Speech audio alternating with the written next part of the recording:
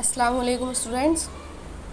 Last time हमने अपना chapter किया था, है ना, बी वाला चैप्टर किया था बी, और उसके फिर हमने ग्रामर जोन भी किए थे।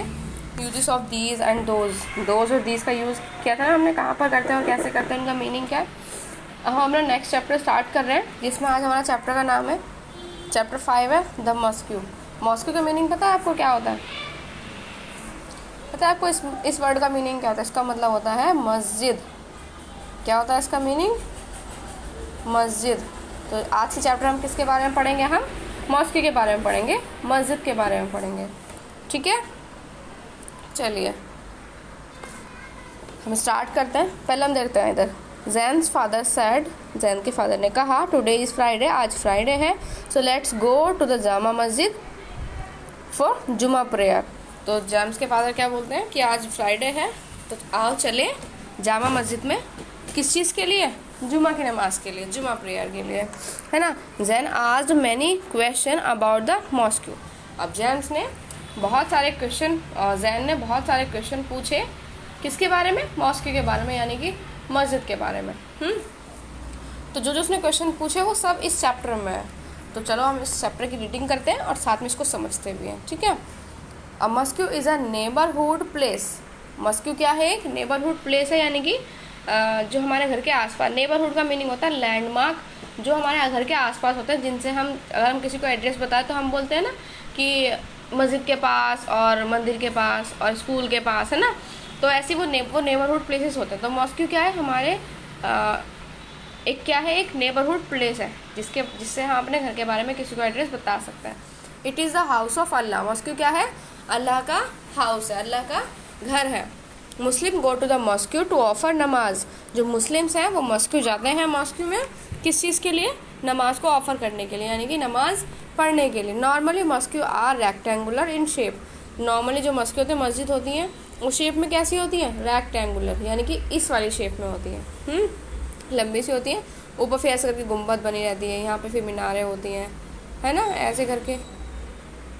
ड्राइंग बिल्कुल अच्छी नहीं है, लेकिन कोई बात नहीं, समझ जाना। इस तरीके की मस्जिद होती हैं।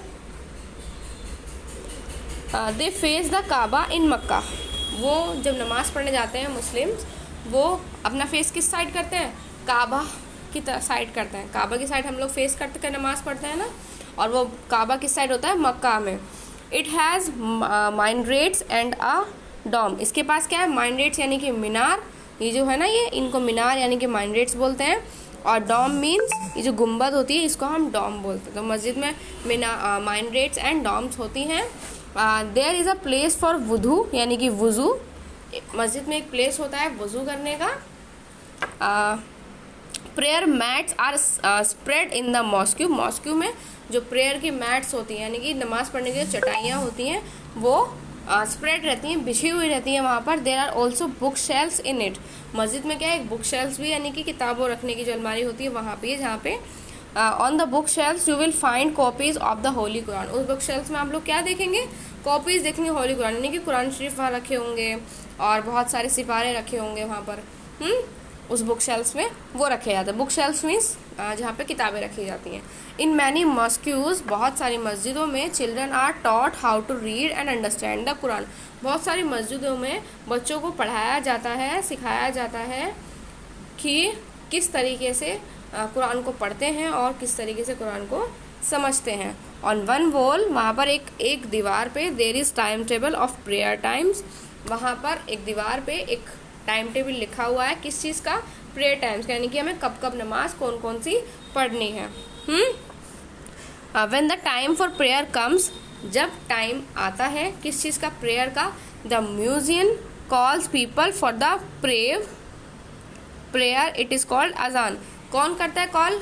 म्यूजियम कॉल्स, यानी कि जहाँ पे जो म्यूजियम होते हैं जो अजान देते हैं, people for the prayer, it is called अजान, यानी कि वो अजान देते हैं म्यूजियम, लोगों को बताने के लिए कि अब नमाज का टाइम हो गया है, आ जाएं और नमाज पढ़ें। ठीक है। फिर उसके बाद अब नेक्स्ट वाली लाइन है हमारी, आफ्टर सम टाइम, उसके कुछ देर बाद, द इमाम लीड्स द प्रेयर। उसके कुछ देर बाद प्रेयर को लीड, यानी कि नमाज कौन, जमात कौन लीड करना, यानी कि जमात स्टार्ट होती है। तो जो इमाम साहब होते हैं वो नमाज को लीड करते हैं, प्रेयर को लीड करते हैं, आगे खड़े होकर पढ़ाते हैं नमाज सबको। People stand behind and pray to Allah. People यानी लोग, बिहाइंड यानी कि इमाम साहब के पीछे खड़े होते हैं और अल्लाह से प्रेयर करते हैं यानी कि नमाज पढ़ते हैं। Friday is a special day. Friday क्या है? एक स्पेशल डे है। मुस्लिम गैदर इन बिग मॉस्क्यू। जो मुस्लिम्स होते हैं वो गैदर मीन्स इकट्ठे, गैदर मीन्स इकट्ठे होते हैं